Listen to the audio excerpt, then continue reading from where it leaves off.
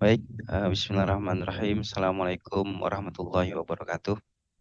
Waalaikumsalam warahmatullahi wabarakatuh. Alhamdulillah rabbil alamin. Wassalatu wassalamu ala asyrafil anbiya'i wal mursalin. Sayyidina Muhammadin wa ala alihi wa ashabihi ajma'in. Rabbi shrah li sadri wa yassir li amri wahlul 'uqdatam min lisani yafqahu qawli.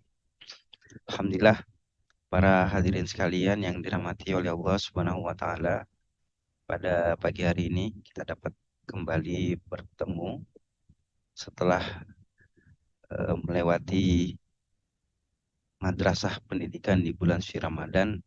Maka pada kesempatan yang baik ini, saya secara pribadi mengucapkan mohon maaf lahir dan batin. Taqabbalallahu minna wa minkum syiyamana wa syiyamakum. Semoga amal ibadah kita selama bulan Ramadan kemarin menjadi pahala di sisi Allah Subhanahu wa taala, dan kita juga senantiasa diberikan keistiqomahan untuk senantiasa terikat dengan aturan-aturan Allah serta meningkatkan ibadah kita setelah bulan Ramadan ini. Dan bagi para pemirsa yang sedang sakit tadi ya, yang mungkin masih ada masalah ujian cobaan, semoga Allah berikan kemudahan, kesembuhan, dan diberikan kemuliaan atas sakitnya itu, sehingga menjadi balasan yang insya Allah lebih baik setelah dia menghadapi cobaan-cobaan tersebut, insya Allah. Hadirin yang dimuliakan oleh Allah Subhanahu wa taala, insya Allah pada pagi hari ini kita akan membahas tentang kebahagiaan adalah meraih keridhaan Allah Subhanahu wa taala. Ini kita ambil ya setelah kita melewati bulan suci Ramadan dan kita ingin meraih kemenangan, kemenangan yang hakiki, tentu saja kemenangan yang insya Allah itu kemenangan yang diterima oleh Allah Subhanahu wa taala, yaitu kemenangan yang memang Allah itu ridho kepada apa yang kita lakukan. Allah itu meridhoi ya setiap amal soleh yang kita kerjakan. Nah, oleh karena itu kita juga ingin menyamakan persepsi, atau kita juga ingin memahami persepsi bahwasanya satu-satunya kebahagiaan umat Islam, ya, satu-satunya kebahagiaan umat Islam itu adalah meraih keridhaan Allah Subhanahu wa taala. Tidak ada kebahagiaan lain kecuali itu, gitu. Nah, oleh karena itu walaupun kita seorang orang yang memiliki kelebihan harta, atau orang yang memiliki kekurangan harta, atau orang yang diberikan oleh Allah kelebihan ilmu, atau mungkin ilmunya belum banyak, orang yang diberikan kesempatan berbisnis atau yang belum berbisnis, orang yang diberikan kesempatan untuk beribadah ke tanah suci Mekah atau yang belum diberikan kesempatan, semuanya itu akan menjadi kebahagiaan kalau ya semua yang dilakukan itu semata-mata untuk meraih keridhaan Allah Subhanahu wa taala. Nah, oleh karena itulah makanya ini penting kita bahas ya, agar kita mengetahui ternyata kalau kita sudah melakukan sesuatu tetapi merasa ada yang kurang, maka kita perlu introspeksi diri. Bisa jadi Allah sudah ridho atau belum. Nah, kunci ridho kepada Allah itu nanti kita harus menjalankan segala perintahnya dan menjauhi segala larangan Allah Subhanahu wa taala. Sebagaimana kita ketahui, kebahagiaan ini adalah cita-cita dan tujuan ya, setiap manusia. Jadi kalau ada manusia yang tidak mau bahagia, ini berarti dipertanyakan kemanusiaannya. Ya, manusia atau bukan. Manusia tentu ingin mencari kebahagiaan. Entah dia keturunan barat, keturunan timur, keturunan utara, selatan, ya, atau warna kulitnya, baik itu warna kulit putih, hitam, kuning dan sebagainya, termasuk bangsa bangsa apa dia, sampailah kepada kepribadiannya. Nah, semua manusia tanpa terkecuali pastilah menginginkan, pastilah sangat mendambakan kebahagiaan. Jadi kalau ada manusia tidak bahagia tadi, itu dipertanyakan kebahagiaannya. Juga setiap manusia bercita-cita untuk meraih ketenangan diri. Jadi kebahagiaan yang dia inginkan itu adalah kebahagiaan yang membuat dirinya tenang dan tentram. Jadi kalau ada orang yang merasa bahagia tapi tidak tenang, atau ada orang yang merasa bahagia tapi tidak tentram, berarti dia meraih kebahagiaan yang semu. Berarti dia masih mencari kebahagiaan yang hakiki. Berarti dia masih belum mendapatkan kebahagiaan. Walaupun dia merasa seakan-akan dia sudah bahagia. Kenapa manusia berbeda-beda?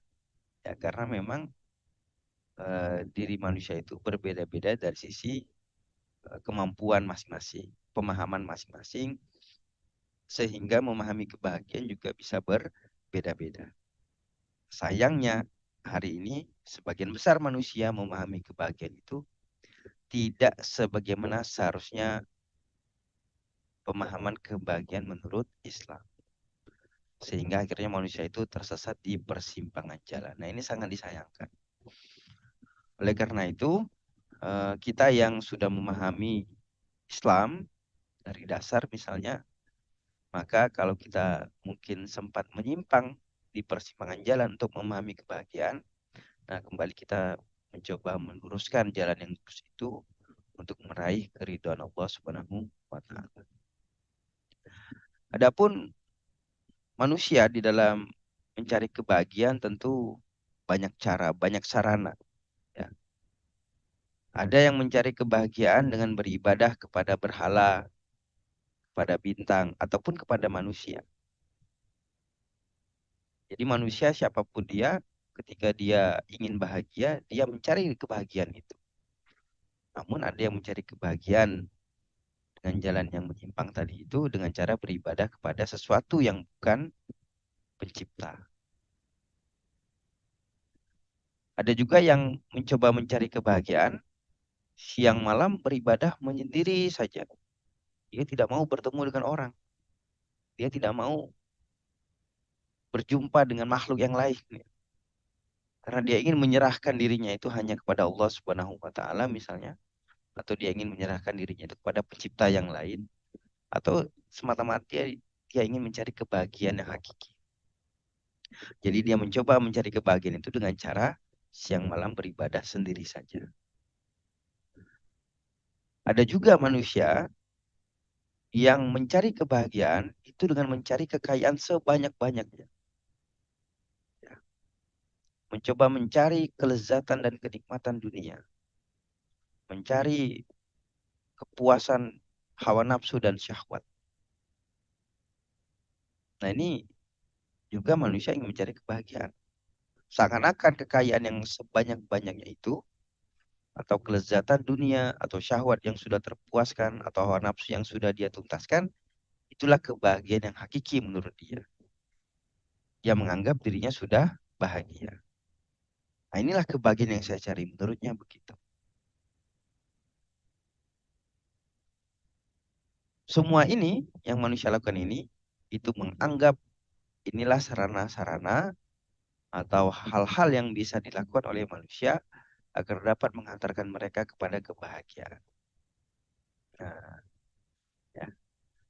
Kalau kita lihat bagaimana peradaban di Barat, karena sehari ini Barat sudah mendominasi pemikiran kaum muslimin. Barat sudah mendominasi pemikiran manusia di dunia saat ini. Maka kalau kita melihat peradaban Barat atau kehidupan Barat dan kehidupan dunia saat ini, sebagian besar materialisme saat ini telah mendominasi kehidupan kita. Apa yang dimaksud dengan materialisme? Ya ini memandang manusia sebagai makhluk hidup harus menikmati potensi-potensi kehidupan mereka. Sedangkan potensi kehidupan manusia itu ada dua macam ya. Ada yang sifatnya kebutuhan jasmani dan ada yang sifatnya kebutuhan naluriah. Maka menurut aliran materialisme ini,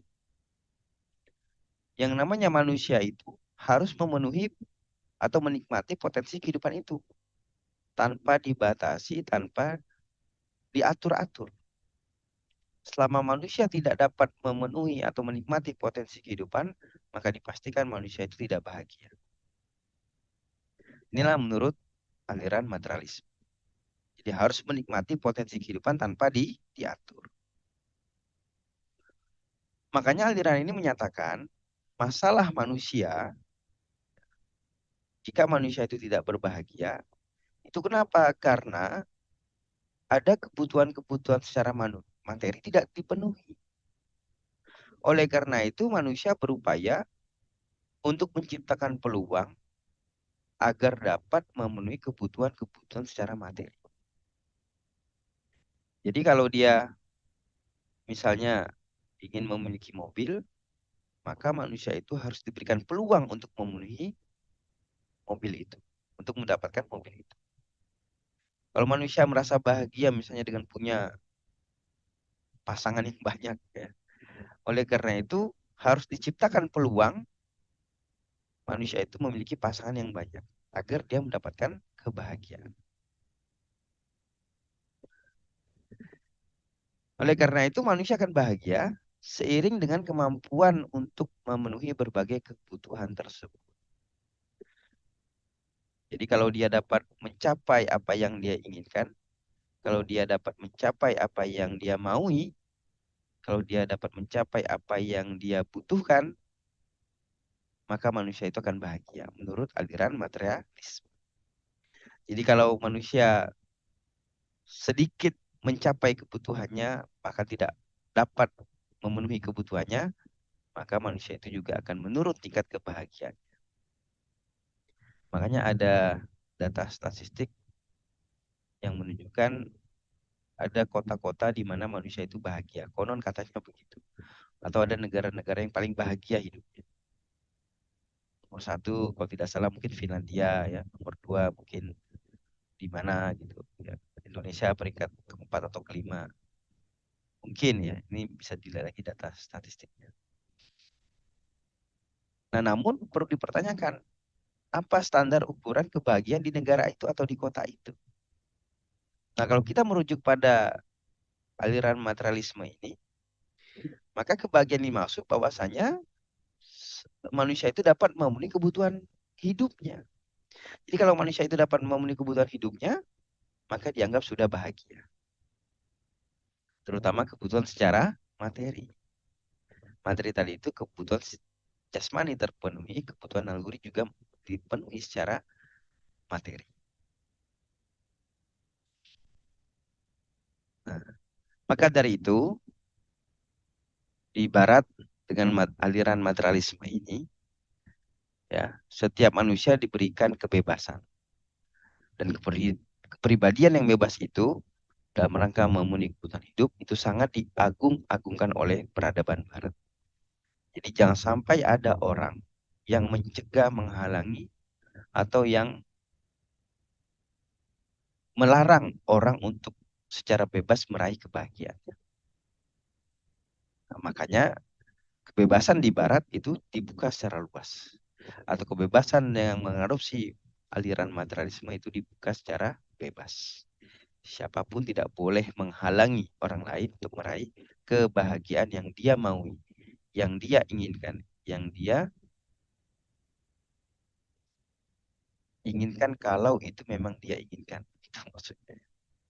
Nah, ini luar biasa. Pribadian yang bebas. Menurut mereka kebahagiaan adalah meraih sebanyak mungkin kenikmatan jasmani. Kenikmatan secara fisik. Kenikmatan secara materi. Jadi kalau jasmani tidak dipenuhi, fisik tidak dipenuhi, materi tidak dipenuhi, maka manusia tidak bahagia. Makanya manusia tidak akan bahagia kecuali manusia-manusia itu dibiarkan melakukan apa saja untuk melakukan apa saja yang ia kehendaki. Jadi tidak boleh ada satupun pihak yang mencegah, yang melarang seseorang untuk melakukan apa saja, untuk melakukan apa saja yang dia kehendaki. Jadi tidak boleh ada yang melarang. Kalau ada yang melarang berarti menghambat kebahagiaan manusia itu. Kalau ada yang mencegah berarti dianggap dia mengganggu kebahagiaan orang lain. Nah, oleh karena itu, karena di aliran materialisme ini atau di kehidupan barat ini, meraih sebanyak mungkin kenikmatan jasmani atau meraih kebahagiaan secara fisik atau secara materi itu, makanya harta atau kekayaan itu jadi sarana paling penting dalam meraih kenikmatan atau kebahagiaan. Makanya di barat, simbol harta atau simbol kekayaan itu adalah sarana yang paling penting. Kenapa? Karena dengan simbol harta dan kekayaan inilah seseorang dapat meraih kenikmatan dunia. Dengan simbol harta dan kekayaan inilah seorang dapat meraih kebahagiaan. Makanya harta dan kekayaan itu paling menonjol. Dan ini kita bisa bandingkan dengan diri kita. Apakah harta dan kekayaan ini juga menjadi sarana yang paling penting bagi kita untuk meraih kenikmatan atau kebahagiaan? Kalau masih, berarti bisa jadi kita terjebak dalam pemikiran materialisme. Ataukah kita sudah siap untuk mengorbankan harta dan kekayaan dalam rangka meraih kebahagiaan yang lain? Nah, kalau sudah siap dan sudah mau, ya, tidak menjadikan harta itu menjadi sarana kita untuk meraih kebahagiaan, insya Allah ya, kita menjadi orang yang sudah berupaya meraih kebahagiaan menurut persepsi yang benar, yaitu meraih ridha Allah Subhanahu wa taala. Makanya di kehidupan barat, ya, upaya memperoleh kekayaan, upaya memperoleh harta itu menjadi tujuan utama dan paling menonjol. Bahkan tidak lagi memperhatikan halal dan haram. Kehidupan di barat itu dalam meraih harta atau meraih kekayaan itu ya bebas saja, bisa dengan judi. Ya. Jadi ada orang yang dengan aktivitas judi dia bahagia. Kenapa? Karena dia dapat meraih kekayaan walaupun tidak kaya. Gitu. Dia mendapatkan kenikmatan yang sementara kan. Menang, ya sudah dia bahagia karena dia dapat kekayaan. Jadi di kehidupan barat atau yang terjebak dalam pemikiran materialisme tadi karena harta ini adalah yang paling menonjol, ya, maka orang meraih harta itu dengan sebebas mungkin. Ada yang dengan aktivitas hutang piutang dengan riba, dia dengan meraih kekayaan itu. Atau ada juga yang eh, menguasai perekonomian dunia, gitu kan, menguasai sumber daya alam. Gitu. Nah, itu kan karena harta menjadi sarana yang paling penting. Jadi tidak lagi memperhatikan bagaimana dia memperoleh harta kekayaan. Atau na'udzubillah, ada yang meraih harta kekayaan dengan bisnis prostitusi, bisnis film porno, ya, na'udzubillah. Atau mohon maaf ya, dia eh, berbisnis minuman-minuman keras atau obat-obatan terlarang. Kenapa? Karena itu dapat mendatangkan kekayaan dan harta yang banyak bagi dia. Karena dengan harta dan kekayaan itulah dia punya sarana untuk meraih kenikmatan dan kebahagiaan. Nah, itulah di dalam pandangan barat, di dalam kehidupan barat. Bahwasanya harta dan kain itu sarana paling penting dalam meraih kenikmatan.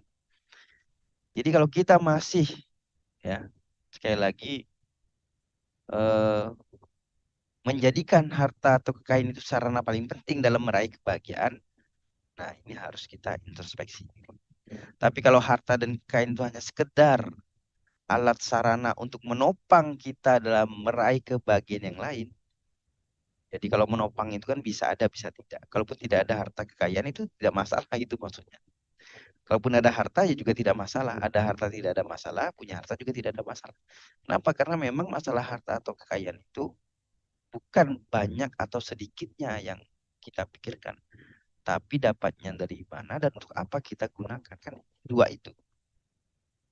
Orang-orang yang memiliki kelebihan harta ataupun orang-orang yang memiliki kekurangan harta, pertanyaannya sama. Dari mana dia dapatkan harta dan untuk apa dia belanjakan. Di barat, ini menjadi sarana yang paling penting. Maka di barat akhirnya mencari harta dengan cara apapun, meskipun yang namanya kebebasan pribadi ini dibatasi, yaitu tidak boleh melanggar kebebasan orang lain. Jadi satu pihak itu bebas, pihak lain juga bebas selama mereka tidak saling mengganggu atau melanggar kebebasan pihak lain. Nah, ini pandangan kebebasan pribadi. Ya, kepribadian bebas itu atau konsep yang namanya individualisme, konsep kebebasan, itu tidak boleh melanggar kebebasan orang lain. Jadi kalau ada orang yang bebas, dia melanggar kebebasan orang lain berarti dia salah atau keliru menurut pandangan barat. Maka silakan kau mencari harta dengan cara apapun, asalkan jangan mengganggu harta kami mungkin ya. Nah, disinilah nanti peran aturan, peran sistem kehidupan, peran suatu negara mengatur jangan sampai satu pihak dengan pihak lain mengganggu kebebasan masing-masing. Sementara bagaimana mereka meraih kebebasan itu dibiarkan. Nah, maka undang-undang atau aturan yang ada yang mendominasi di kehidupan barat atau mendominasi dari aliran materialisme ini itu undang-undang yang menjaga kebebasan masing-masing pihak agar tidak saling mengganggu. Itu sifatnya. Maka ini pasti tumpang tindih. Ya, pasti tumpang tindih. Kenapa? Ya karena setiap orang itu pasti saling berhubungan. Setiap orang pasti ingin mendapatkan sesuatu yang dia inginkan. Bagaimana dia mendapatkan sesuatu tapi tidak merugikan orang lain atau merugikan orang lain di dalam kehidupan yang bebas. Misalnya mohon maaf bisnis prostitusi. Ya. Itu kan seakan-akan tampak saling menguntungkan. Si pemilik bisnis dia dapat harta kekayaan. Si penjajah dia dapat eh, bayaran. Si pembeli dia dapat menikmati. Itu kan seakan-akan mendapatkan kebebasan masing-masing. Ya kan? Nah, dan tidak boleh dibatasi itu. Tidak boleh diatur. Tidak boleh dilarang orang meraih itu. Ini kan na'udzubillah. Ya padahal kalau mereka mencari cara dengan cara itu atau mencari kekayaan dengan cara-cara yang dilarang atau yang diharamkan berdasarkan Islam, ya maka itu bisa menimbulkan kebinasan dan kesengsaraan. Mereka jauh dari yang maknanya kebahagiaan dan bisa dicek orang-orang yang melakukan itu biasanya tidak bahagia. Itu sudah dapat dipastikan. Nah, disinilah adanya kontradiktif atau kontradiksi kepribadian yang bebas ya. Di satu sisi membiarkan bebas tapi di sisi lain malah tidak boleh melanggar batas kebebasan orang lain. Berarti kan tidak bebas juga. Maka di barat manusia yang paling berbahagia kalau dia dapat meraih sebanyak mungkin harta, kekuasaan dan popularitas. Nah, kalau meraih tiga ini maka dia sudah menjadi manusia yang sempurna dan bahagia. Itulah pandangan di barat. Kenapa ini bisa terjadi hadirin yang dimuliakan oleh Allah Subhanahu wa taala? Ini dikarenakan melupakan tiga perkara penting ya di dalam konsep kehidupan. Di tema kita pagi ini agak sedikit mendalam. Jadi walaupun kita memahami kebahagiaan itu meraih keridhaan Allah, jangan sampai kita terjebak pada pemikiran barat tadi atau aliran materialisme. Makanya kita harus memahami tiga perkara penting. Yang pertama, ya, potensi kehidupan manusia itu ada dua jenis. Ada yang sifatnya kebutuhan jasmani dan ada kebutuhan naluri. Nah, di barat kenapa mereka keliru dalam memaknai eh, kebahagiaan? Ya, karena kebutuhan jasmani dan kebutuhan naluri mereka itu semuanya dijadikan satu.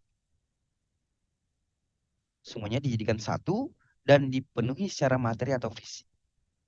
Padahal ada kebutuhan jasmani dan ada sebagian naluri yang dapat dipenuhi secara fisik, namun ada naluri yang lain yang tidak dipenuhi secara fisik. Apa itu naluri beragama? Maka naluri beragama ini tidak mungkin dipenuhi secara fisik semata, tapi dia membutuhkan ya, pemenuhan secara ruhiyah. Apa ruhiyah itu?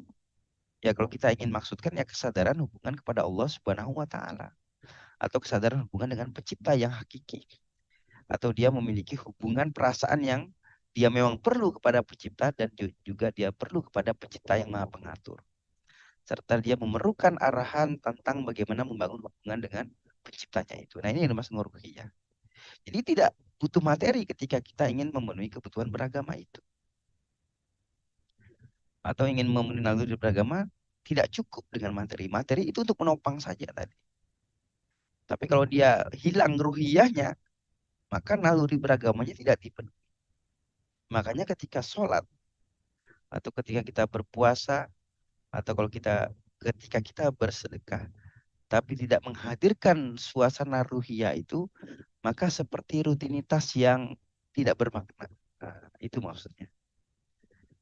Jadi bagaimana kita menghadirkan makna sholat kita itu bermanfaat kalau kita menyadari aspek ruhiyah ini. Dan aspek ruhiyah ini tidak bisa dibeli secara materi. Yang menurut sebagian pandangan barat tadi, kebutuhan jasmani dan kebutuhan naluri ini perlu dipenuhi dengan secara materi dan fisik. Padahal naluri beragama tidak bisa. Bahkan kalau kita mengabaikan urusan nilai ruhiyah ini, yaitu kesadaran hubungan kita dengan Allah, maka itu memunculkan celah yang lebar dalam benak manusia dan menjadikannya sebagai orang yang teraniaya di dalam kehidupan atau orang yang sengsara di dalam kehidupan. Kalau kita mengabaikan aspek ruhiyah. Karena apa? Karena ada potensi yang tidak kita penuhi, yaitu potensi beragama. Ya. Anggap saja kebutuhan jasmani kita terpenuhi. Kita dapat makan, dapat minum, ya kan? Dapat tidur dengan nyaman, enak. Lalu kebutuhan eh, naluri seksualitas kita dapat penuhi dengan memiliki istri, ya. Atau kebutuhan eksistensi diri kita dapat popularitas, kita dapat jabatan, kita punya status di tengah-tengah masyarakat, itu kita terpuaskan di situ. Tapi kalau kita tidak punya kepenuhan atau kepuasan terhadap beragama atau tidak mampu memenuhi naluri beragama ini, pasti menjadi orang yang teraniaya. Jadi secara materi kita tinggi, secara status kita dapat, kita terpenuhi semuanya itu, namun agamanya kosong, ya, atau agamanya tidak muncul aspek ruhiyah, pasti dia teraniaya atau dia masih menjadi orang yang sengsara dan gelisah. Masya Allah. Makanya aspek ruhiyah ini adalah aspek yang juga sangat-sangat penting. Itu yang pertama, yang merupakan pemahaman keliru dari Barat, yaitu memenuhi potensi kehidupan itu semata-mata dari aspek materi saja. Adapun yang kedua, ya, apa yang menyebabkan Barat atau aliran materialisme itu keliru dalam memandang suatu kebahagiaan? Ya, karena problem yang dianggap penting adalah tata cara pemenuhan kebutuhan pokok dan naluri. Bukan mengenai jati diri pemenuhan itu sendiri. Maksudnya apa? Jadi yang dipusingkan oleh aliran materialisme itu adalah bagaimana caranya makan. Ya, bagaimana caranya makan? Atau makan kita berapa banyak? Itu yang mereka pusingkan. Kita kita makannya berapa banyak? Itu yang mereka pusing. Atau harta kita harus berapa banyak? Itu yang mereka khawatirkan. Padahal apa? Padahal semua sarana-sarana itu sudah ada dan mudah dijangkau. Namun memang ada kondisi-kondisi yang sarana-sarana itu tadi dia langka atau dia hilang. Nah, kalau sarana-sarana itu dia langka atau hilang, maka di sini sebenarnya perlu mencari solusi dan penyelesaian. Ya. Nah, adapun tata cara pemenuhan adalah aturan yang menghantarkan kepada kebahagiaan manusia atau kepada kesengsaraan. Jadi tata cara itu bisa menghantarkan kebahagiaan, bisa juga menghantarkan kepada kesengsaraan. Maka persoalannya bukan manusia itu bisa makan atau tidak. Masalahnya bukan manusia itu bisa berpakaian atau tidak. Berapa banyak harta yang bisa dikumpulkan atau tidak. Tapi persoalannya adalah bisa hidup atau tidak. Persoalannya adalah apa yang akan kita makan, ya, dan bagaimana kita dapatkan makanan itu. Bagaimana cara kita berpakaian dan bagaimana kita mendapat harta itu. Apakah pakaian kita bebas? Apakah pakaian kita membuka aurat? Ya? Apakah kita memiliki harta dengan cara yang haram? Apakah kita makan makanan yang haram? Ini jadi masalah. Tapi bagi pandangan Barat, itu harus bisa makan. Mau makan halal, mau makan haram, ya bebas gitu. Pakaian juga bebas. Mau pakaian yang nutup aurat atau separuh nutup aurat, separuh tidak, juga bebas. Nah, jadi salah dalam memandang suatu problem. Ya. Problem itu tidak dipandang secara hakiki, yaitu bagaimana dia mendapatkan itu semua. Itu sebenarnya masalahnya. Jadi persoalannya adalah bagaimana cara hidup, bukan bagaimana cara manusia memuaskan kebutuhan hidup. Nah, adapun yang ketiga yang paling penting juga, ya, kenapa akhirnya aliran materialisme jadi masalah? Kadangkala manusia lupa, ya, memenuhi sebagian naluri namun melalaikan naluri lainnya tanpa bisa terpenuhi. Padahal ia harus melakukan harmonisasi. Jadi ada naluri-naluri yang dia abaikan, sementara dia fokus pada naluri yang lain. Bahkan naluri yang dia abaikan itu tidak dia penuhi. Apa itu? Nah, naluri yang paling penting adalah naluri beragama. Makanya harus ada metode yang benar dalam rangka memenuhi kebutuhan dan naluri dengan cara yang teratur dan harmonis. Jadi semua kebutuhan jasmaninya terpenuhi, kebutuhan nalurinya juga terpenuhi. Naluri yang paling menonjol dan penampakannya itu mempengaruhi tingkah laku manusia adalah naluri beragama. Jadi selama naluri ini tidak dipenuhi, bahkan diabaikan, manusia itu bisa sengsara. Manusia bisa tidak harmonis. Manusia bisa tadi terjebak pada materialisme. Makanya banyak orang yang akhirnya kosong dari agama atau dia beragama itu hanya sekedar ya memuaskan akal, memuaskan ini saja apa berpikir saja. Oh ya harus ada Tuhan ya sudah. Ya atau hanya sekedar status. Karena dia mengabaikan aspek ini tidak melakukan harmonisasi pemuasan kebutuhan.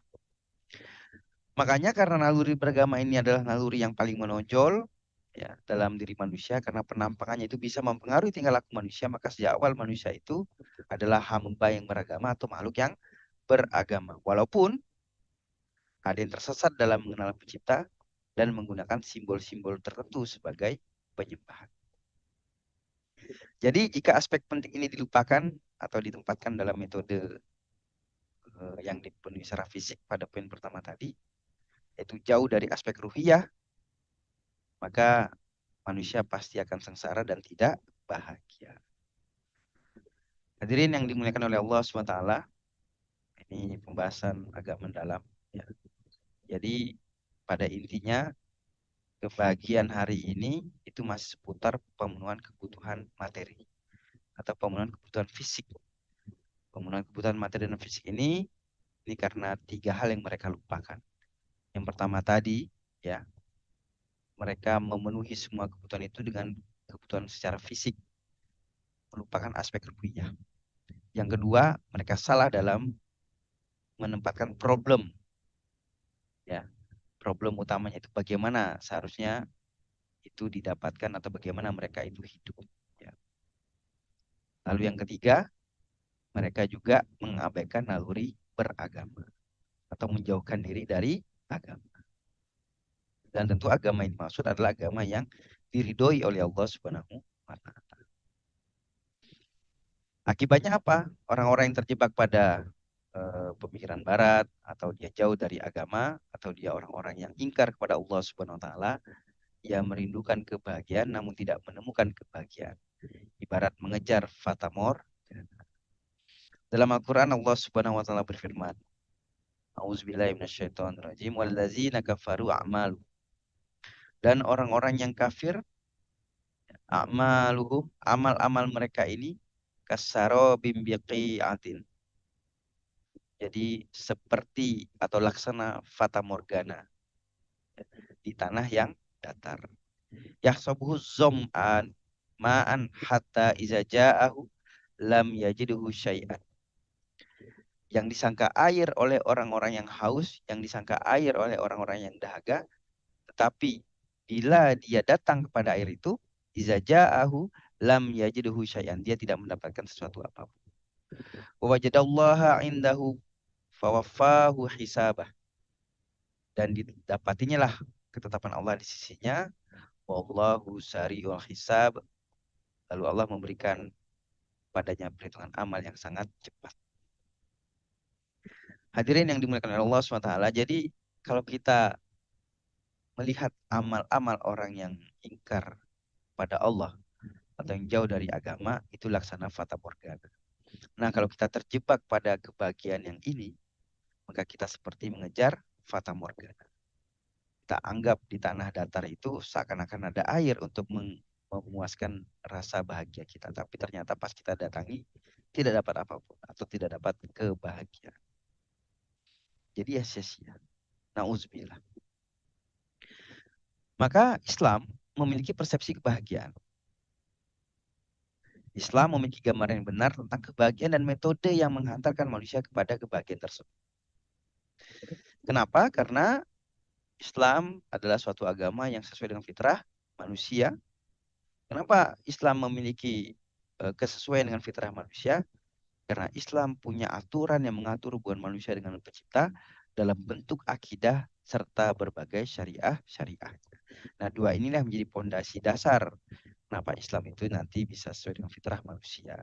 Karena di sisi lain manusia itu lemah ya, ketika dia berupaya memenuhi potensi kehidupan dia, manusia itu berupaya memenuhi kebutuhan jasmani, kebutuhan naluri, nanti manusia itu merasa lemah. Karena lemah itulah manusia perlu kepada zat yang maha tidak lemah. Nah, zat yang maha tidak lemah inilah yang nanti akan memberikan mereka pedoman, aturan agar manusia punya petunjuk dalam rangka memenuhi kebutuhan potensi itu. Dalam rangka meraih kebutuhan potensi kehidupannya. Nah, apalagi ketika manusia punya hubungan dalam bentuk akidah dan syariah, kemudian saat itu manusia mengatur kehidupannya dengan sistem aturan yang mengatur pemenuhan semua kebutuhan, yaitu artinya penerapan Islam secara kafah kalau kita sebut, jadilah ia menjalani kehidupan ini sesuai dengan perintah dan Allah Subhanahu wa taala. Nah, masalahnya hari ini ya kita sudah menjalankan kehidupan yang kafah atau belum.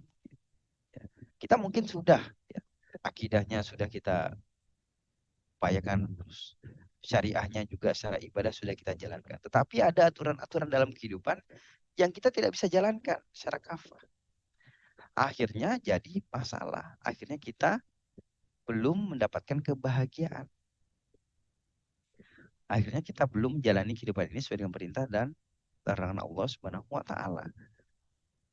Nah, makanya kita berupaya untuk mencapai itu. Dan dalam upaya itu disitulah ternyata bentuk kebahagiaan kita. Dibandingkan mohon maaf yang tidak melakukan upaya mencari kebahagiaan yang hakiki, yang hanya menerima apa adanya lalu dia menjalankan apa adanya. Nah, maka jika manusia mampu terikat dengan perintah dan larangan itu, serta mampu ya mengendalikan tingkah laku dengan aturan Allah, berarti ia telah merealisasikan kebahagiaan bagi dirinya tadi. Berarti persepsi yang benar tentang kebahagiaan itu semata-mata ya adalah menjalankan perintah dan larangan Allah Subhanahu wa taala. Kenapa? Karena ketika kita menjalankan perintah dan larangan Allah, berarti kita berupaya mencari atau meraih keridhaan Allah Subhanahu wa taala. Jadi orang-orang yang tidak diridhoi oleh Allah, ya kalau dia tidak menjalankan kehidupannya itu berdasarkan perintah dan larangan Allah Subhanahu wa taala. Dalam Al-Qur'an Allah berfirman, "Qad ja'akum minallahi nurun wa kitabun mubin." Sesungguhnya telah datang kepadamu cahaya dari Allah dan kitab yang menerangkan. Yahdi bihillahu manittaba'a ridwana.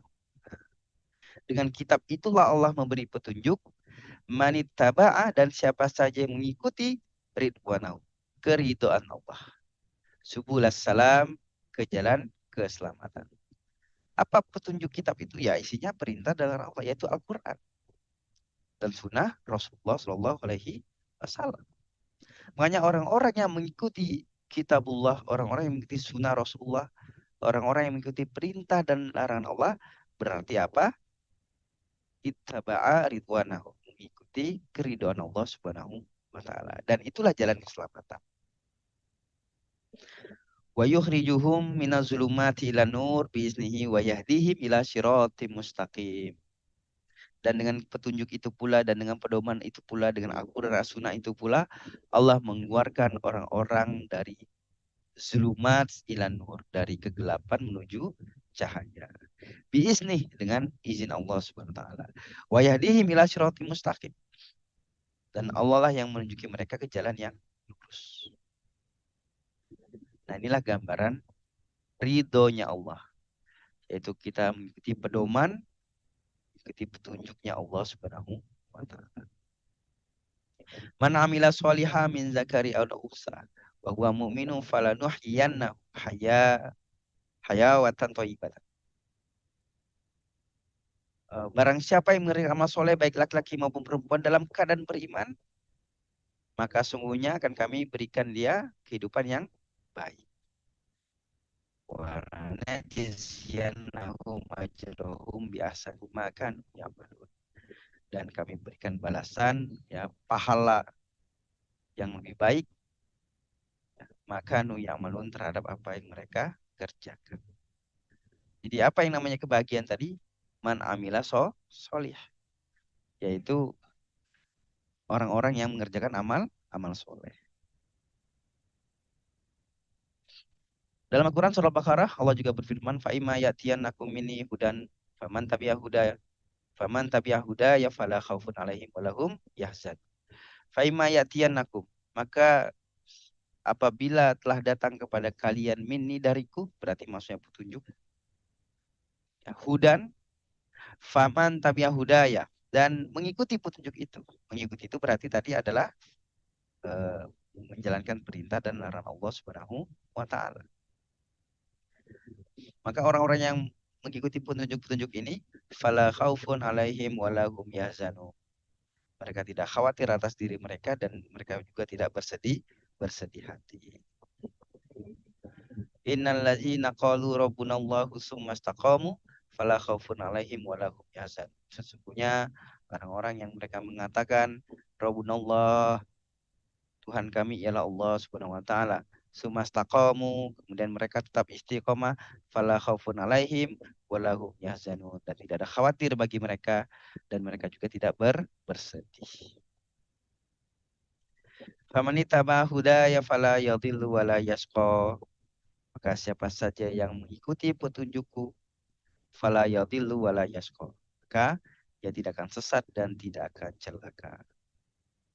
Wa man arada an zikri fa innalahu ma'isyatan dongka wa nasyuruhu yaumal qiyamati a'ma.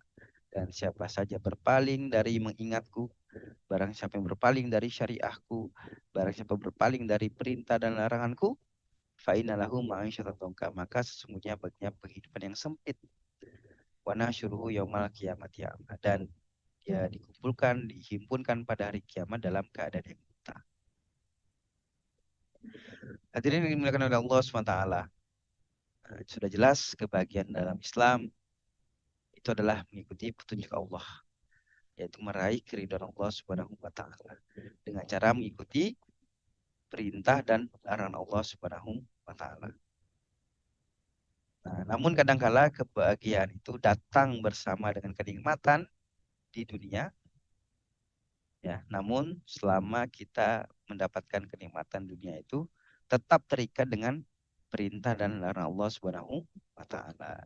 Jadi kalau bisnis, ya, diberikan kenikmatan oleh Allah, akan bahagia. Asalkan apa? Terikat pada perintah dan larangan Allah Subhanahu wa taala. Kalau dia dapat harta yang banyak, harta yang berlebih, bahagia. Asalkan dia tetap terikat pada perintah dan larangan Allah Subhanahu wa taala. Jadi dia tidak bersedih hati. Yang bisnis properti tidak bersedih hati, yang bisnis perdagangan tidak bersedih hati, yang bisnis pakaian tidak bersedih hati, yang macam-macam bisnis dia dapatkan. Kenapa? Karena dia tetap terikat pada perintah dan larangan Allah Subhanahu wa taala. Nah, ya. Sekaligus menikmati kenikmatan dunia. Tapi kalau dia berpaling wa man arada an zikri tadi itu, ma'isyatan dongka, maka kehidupan yang sempit.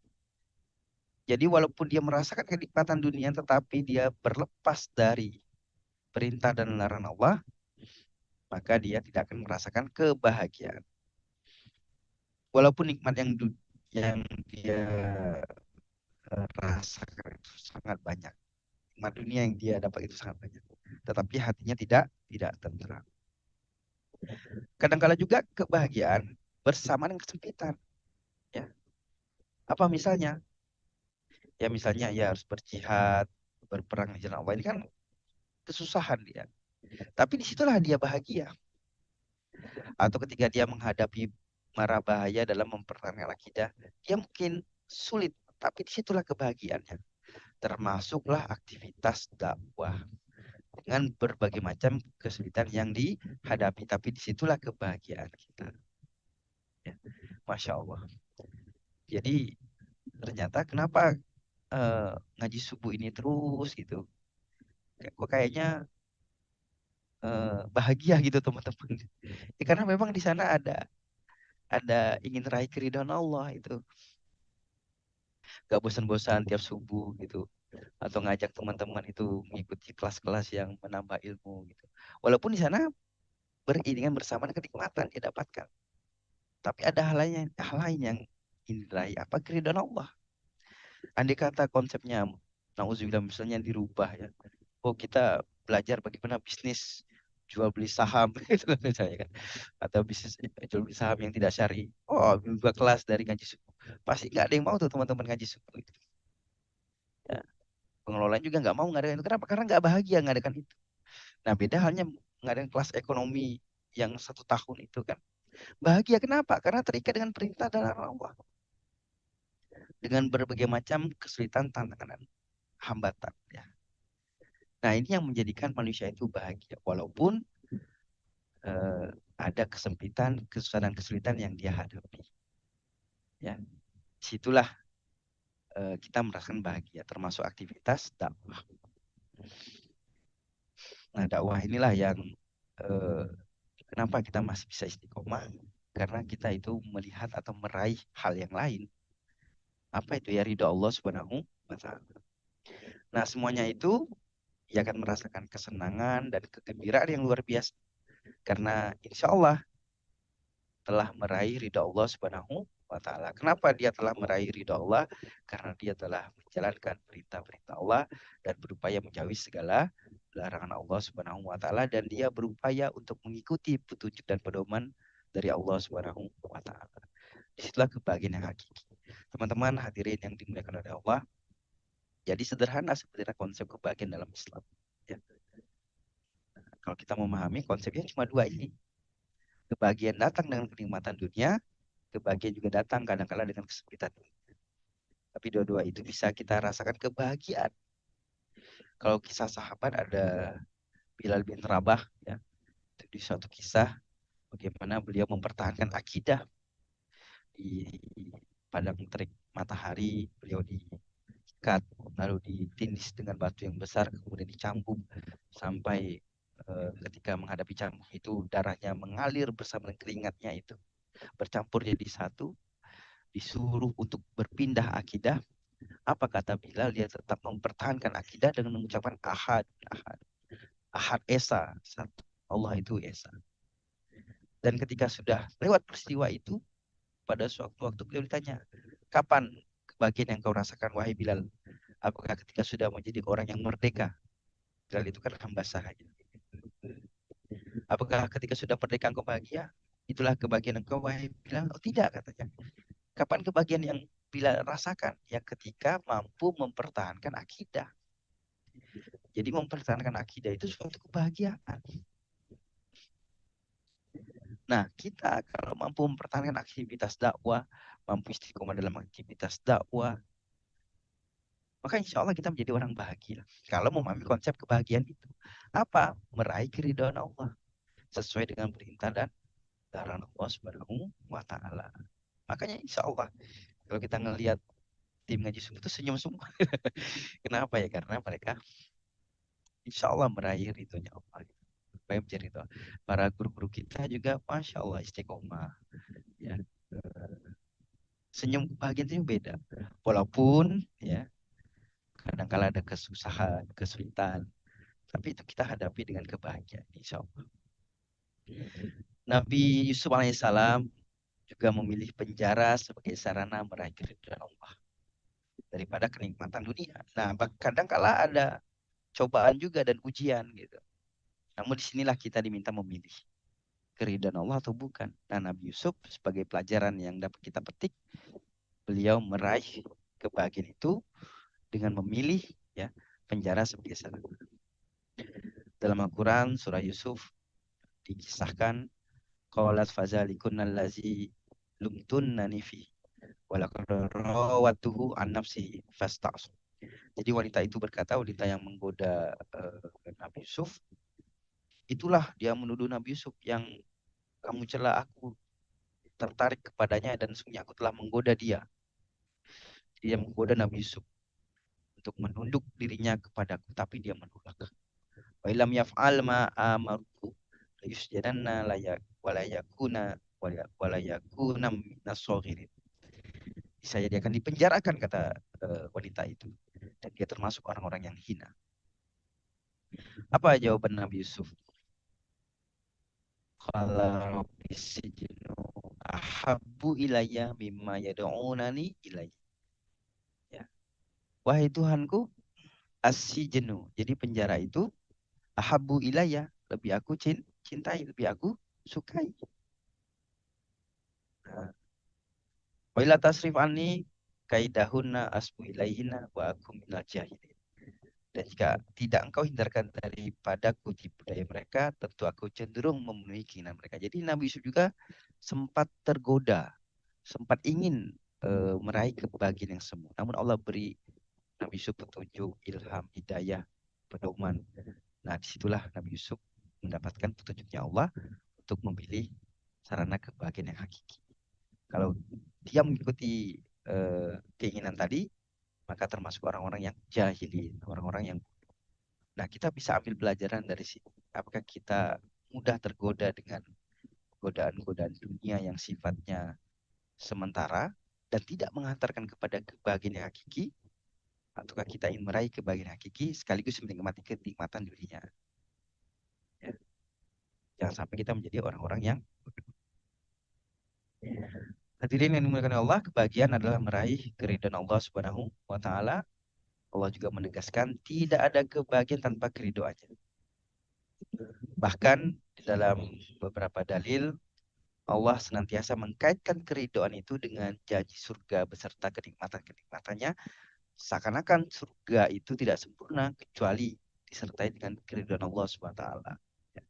Jadi ini satu paket kesempurnaan. Keridhaan Allah itu satu paket dengan surganya Allah. Jadi kalau masuk surga tapi tidak dapat ridho itu kan nggak sempurna gitu. Tapi nggak mungkin juga orang masuk surga tidak diridhoi oleh Allah gitu. Makanya satu paket. Wa'adallahul mu'minin wal mu'minat jannatin tajri min tahtihal anhar khalidina fiha wa masakin thayyibatan fi jannati adn. Wa ridwanu minallah akbar zalika huwal fawzul azim. Jadi Allah telah janjikan kepada orang-orang beriman, laki-laki maupun perempuan, ya akan mendapatkan surga yang di bawahnya mengalir sungai-sungai. Mereka kekal di dalamnya dan mereka berada di tempat yang bagus. Fi jannati adn, di surga yang dirindukan. Dan di sanalah waridwanu minallah, keridhaan Allah lebih besar. Waridwanu minallahi akbar. Zalika huwal fawzul azim, dan itulah keberuntungan yang besar. Ini menunjukkan bahwa keridhaan itu satu paket dengan surga. Surga satu paket dengan keridhaan Allah Subhanahu wa taala. Jazaohum inda rabbihim jannatu adnin tajri min tahtihal anhar khalidina fiha abada. Radhiyallahu anhum wa radwan. Dzalika liman khasyia rabbah. Al-Bayyinah ayat 8. Balasan mereka di sisi Tuhan mereka ialah surga adenan yang mengalir di bawahnya sungai-sungai. Mereka kekal di dalamnya selama-lamanya. Allah ridho terhadap mereka, mereka pun ridho kepada Allah Subhanahu wa taala. Yang demikian itu adalah balasan bagi orang-orang yang takut hanya kepada Allah Subhanahu wa taala.